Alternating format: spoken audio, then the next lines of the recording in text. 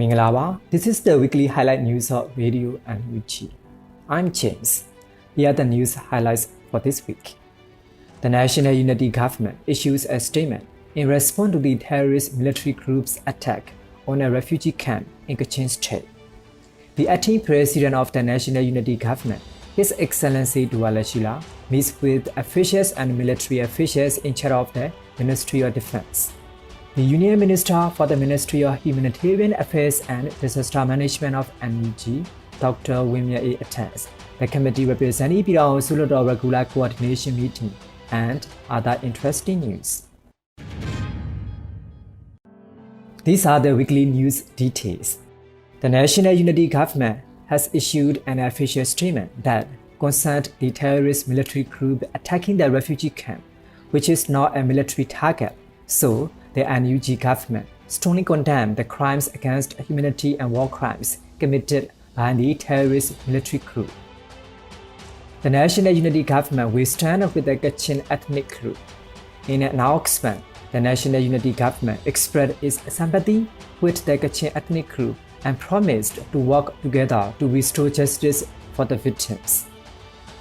In a press release, NUG announced that the terrorist military group carried out a series of simultaneous airstrikes and heavy weapons fired in Min Aung Hlaing refugee camp near Laisa township of Kachin state on 9 of October around 11 to 5 p.m.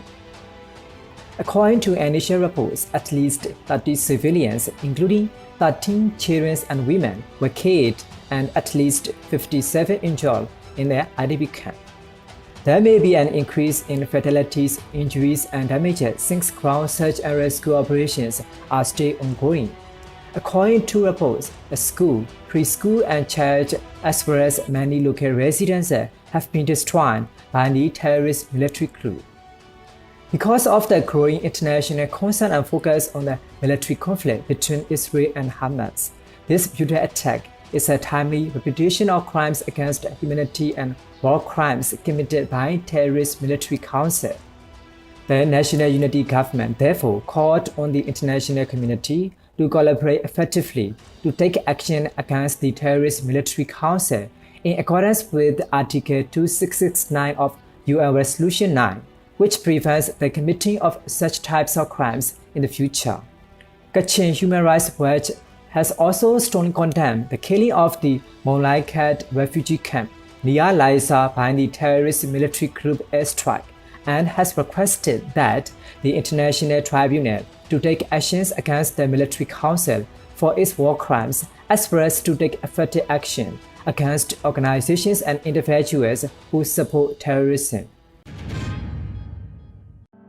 The acting president of the National Unity Government, His Excellency Duwa Lashi, met with the officials and the military officials in charge of the Ministry of Defense of the National Unity Government on 10 of October.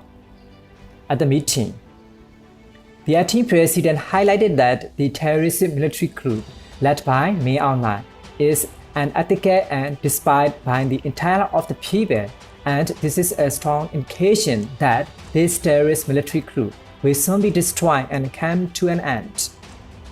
Our future military will be composed of the professionals who are fully competent and obey the rule of law.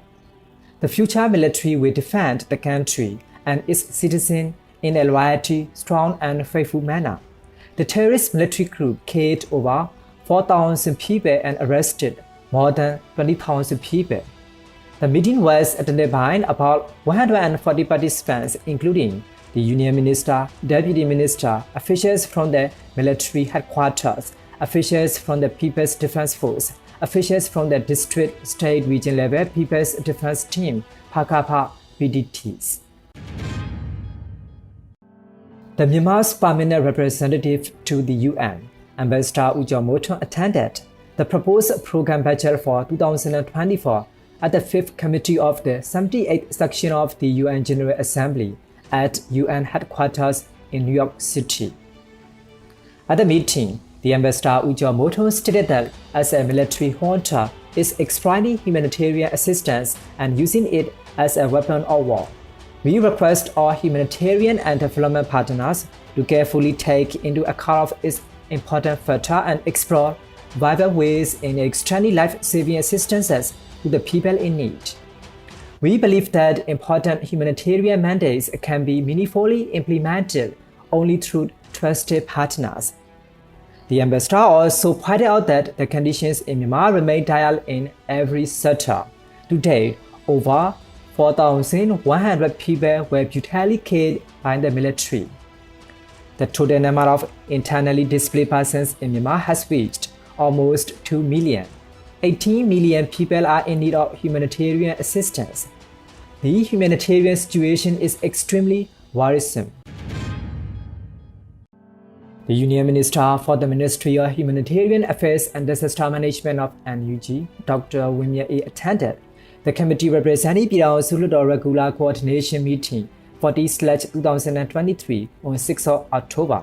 At the meeting, the Union Minister reported that more than 323 million shares in humanitarian aid had been provided to 813 households, 138,326 vulnerable groups, and displaced individuals as a result of an operation conducted in September. Advocacy paper 1 titled Providing Assistance with the Sympathy to the Myanmar People Around the Ashes expressed psychological protection activities for social service, capacity building training for humanitarian officers, mental comfort, and discussion for CDM civil servants. The Union Minister explained about 1,296 IDP bomb shelters and pits were dug throughout the Sakai, Magwe, and Pako regions during the revolution. The Union Minister discussed about the ministry's ongoing plan and review. The meeting was attended by chairman and member of the committee representing Min Aung Hlaing, officials from relevant committees, Union Minister, and departmental officials. These are the weekly highlight news of Radio NUG. We will present more interesting weekly local news to you. Thanks for joining our news.